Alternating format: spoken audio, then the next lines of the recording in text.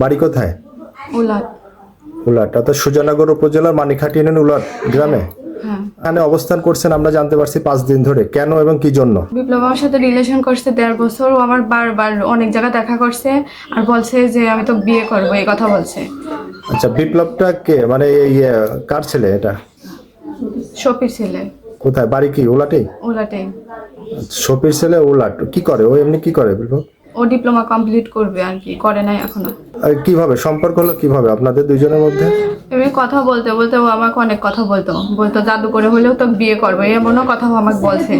আচ্ছা, এসব কথা বলার পর থেকে ও আমার বলতো যে তোর আমি যেভাবে হোক বিয়ে করবোই, তুই দেখে নিস। আমি বলতাম যে আচ্ছা কিভাবে হয় আমি দেখবো।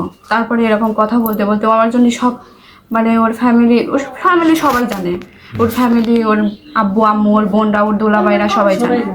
সবাই জানার পরেও এরকম কাজ করলো। ও আমার আসতে বলছে, বলছে, বলার পর দেখামাখা করে আমার সাথে জোর জবরদস্তি করছে।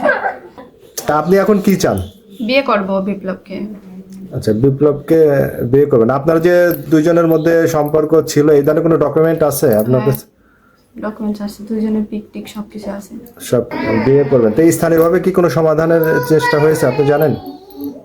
আমি এরকম শুনি নাই যে ওর অনেকবার করে মানে ইয়ে করছে, খালি সমস্যাই এর ফ্যামিলি সমস্যা, এর ফ্যামিলি সমস্যাই। কিন্তু মানুষ যে কি চায় আমি এটাই বুঝিনি, নাকি চাই যে আমি মরবো, এটাই মনে হয় চায়।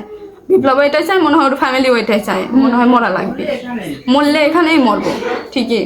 আপনি কি করেন এমনি? ইন্টার সেকেন্ড ইয়ার এক্সাম দিব। কোথা থেকে? বনখোলা কলেজ।